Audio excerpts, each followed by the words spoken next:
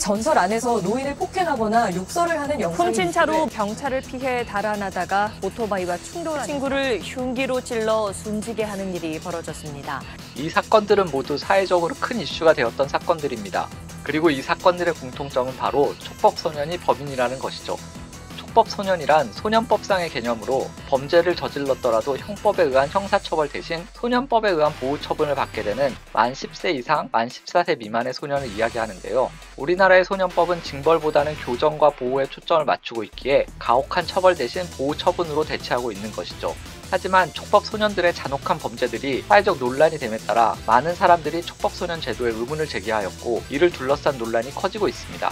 이에 따라 촉법소년에 대한 제도를 개정해야 한다는 주장과 촉법소년에 대한 제도를 유지해야 한다는 의견이 맞서고 있는데요.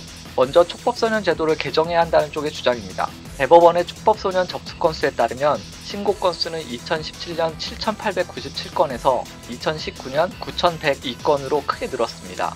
또한 경찰청 자료에 의하면 2015년부터 2018년까지 소년부로 송치된 촉법소년 중 77%가 강력범죄자였죠. 이처럼 날이 갈수록 촉법소년의 범죄 및 강력범죄가 늘어남에 따라 현재의 촉법소년 제도를 개정해야 한다는 것이 이들의 생각입니다.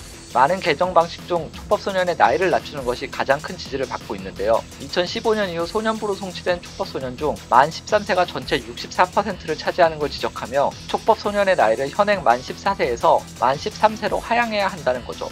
1954년 형법 제정 당시의 아이들보다 현재의 아이들은 지적, 신체적 성장이 빨라짐에 따라 촉법소년 제도를 악용하는 아이들마저 생기고 있으므로 아이들의 범죄를 예방하고 재범률을 낮추기 위해 더 강한 처벌이 필요하다는 것이 이들의 주장입니다.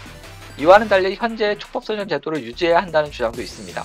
대검찰청의 범죄 분석 자료를 보면 2017년 기준 전체 소년 범죄 중 14세 미만의 소년범은 0.1%입니다.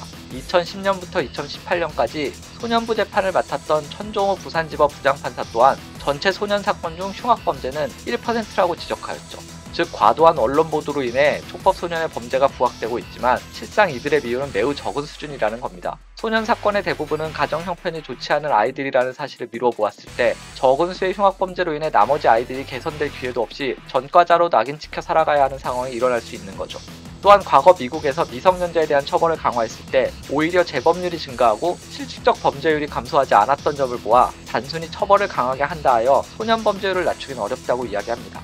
이러한 이유들로 인해 국가인권위원회는 지난 2018년 촉법소년의 기준 연령을 낮추는 것은 국제인권기준에 반하고 소년범죄 예방을 위한 실효적 대안이 될 수 없다는 의견을 표명하기도 하였죠.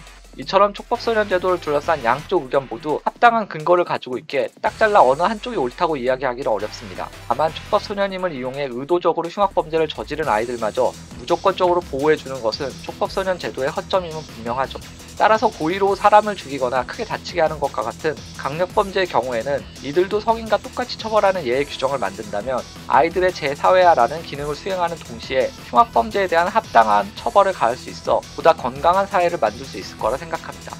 자, 어떠신가요? 촉법소년 제도에 대한 문제점은 뭔지, 어떻게 개선해야 할지 조금은 감이 잡히셨나요? 혹시 더 궁금하신 점이 있으시면 댓글에 남겨주세요. 저희가 열심히 공부해서 다시 알려드리겠습니다. 그럼 저희는 다음 주에 또 다른 사회 이슈에 대한 해설로 돌아오겠습니다. 오늘 영상이 마음에 드셨다면 구독과 좋아요 부탁드립니다.